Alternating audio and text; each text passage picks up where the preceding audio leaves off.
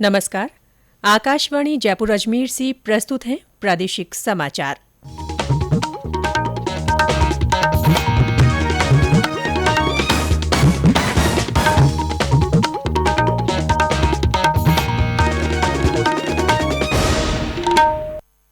मुख्य समाचार। प्रदेश में मानसून के एक बार फिर सक्रिय होने से कोटा संभाग में मूसलाधार बारिश। मौसम विभाग ने आज भी दक्षिणी और पूर्वी जिलों में कई स्थानों पर भारी बारिश की दी चेतावनी। राज्य में आज से डेंगू रोधी अभियान चलाया जाएगा। प्रदेश के महाविद्यालयों और विश्वविद्यालयों में छात्र संघ चुनाव के लिए आज से नामांकन भरे जाएंगे। और केंद्र सरकार ने स्पष्ट किया, यूपीआई से भुगतान और लेन देन सेवाओं पर कोई शुल्क नहीं लगाया जाएगा।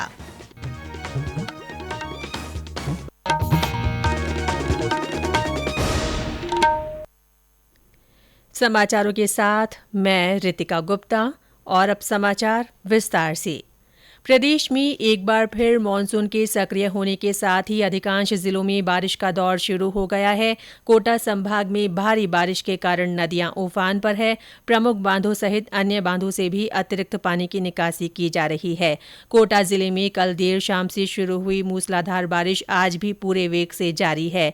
जिला कलेक्टर ने जिले के सभी सरकारी और निजी स्कूलों में आज का अवकाश घोषित कर दिया है। भारी बारिश के चलते चंबल नदी में पानी की आवक बढ़ रही है। इसके कारण आज कोटा बैराज के 14 गेट खोलकर 2,44,000 क्यूसेक पानी की निकासी की जा रही है।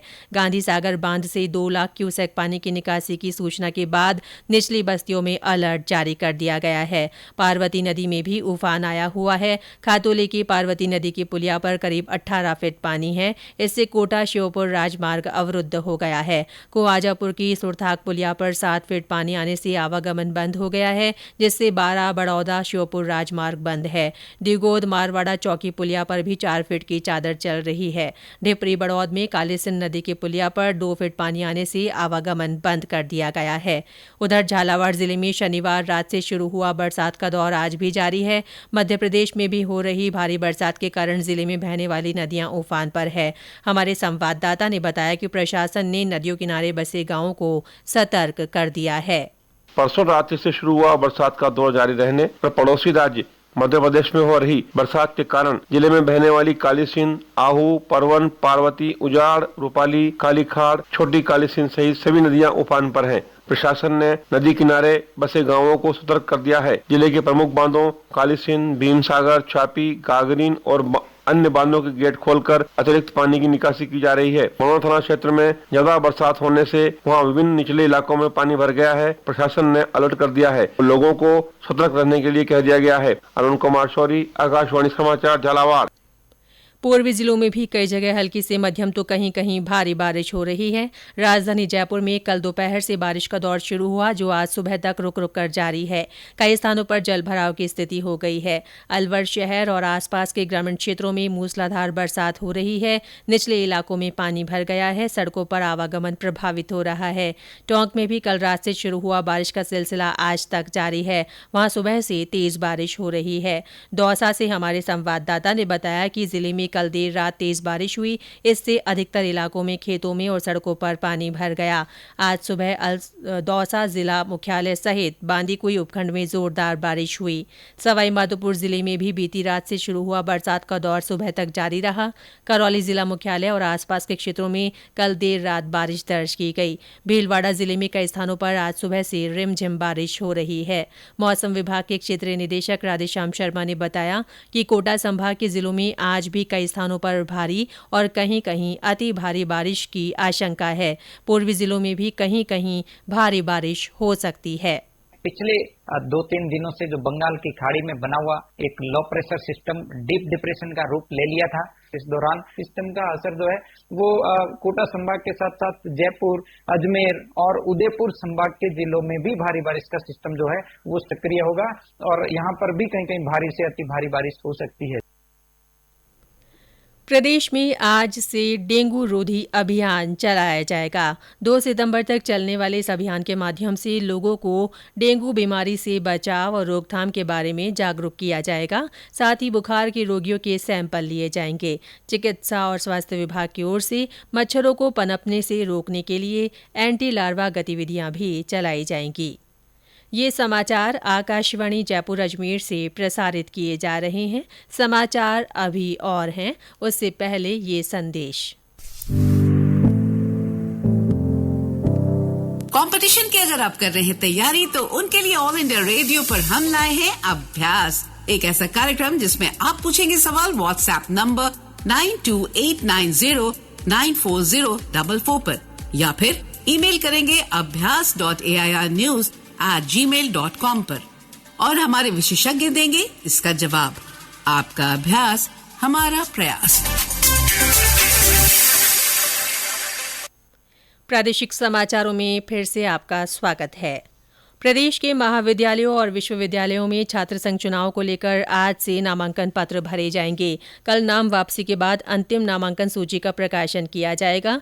इन चुनावों के लिए मतदान 26 अगस्त को सुबह 8 बजे से दोपहर 1 बजे तक होगा। 27 अगस्त को मतगणना के बाद चुनाव परिणामों की घोषणा होगी। सवाईमाधोपुर से हमारे संवाददाता ने बताया कि जिले के महाविद्यालयों में छात्र संघ चुनाव की सरगर्मियां जोरों पर है। उधर सीकर के शेखावाटी विश्वविद्यालय सहित जिले के 18 कॉलेजों में चुनाव के लिए आज नामांकन पत्र दाखिल किए जाएंगे। वहीं करौली जिले में संचालित 11 सरकारी महाविद्यालयों में से 8 महाविद्यालयों में छात्र संघ के चुनाव करवाए जाएंगे। प्रदेश में कल कोरोना संक्रमण से 467 और मरीजों के स्वस्थ होने के साथ ही सक्रिय मामलों की संख्या घटकर 4,244 रह गई है। राज्य में कल 402 लोगों में संक्रमण की पुष्टि हुई। सबसे ज्यादा 123 रोगी जयपुर जिले में मिले। भरतपुर में 66, जोधपुर में 36, अलवर में 34, दौसा में 33, चित्तौड़गढ़ में 23, बांसवाड़ा और उदयपुर में 14-14, पाली में 13, सीकर और अजमेर में 11-11, नागौर में 7, डूंगरपुर और झालावाड़ में 4-4, कोटा में 3 और 12, बाड़मेर, चूरू, हनुमानगढ़, जैसलमेर और करौली में 1-1 व्यक्ति में संक्रमण की पुष्टि हुई।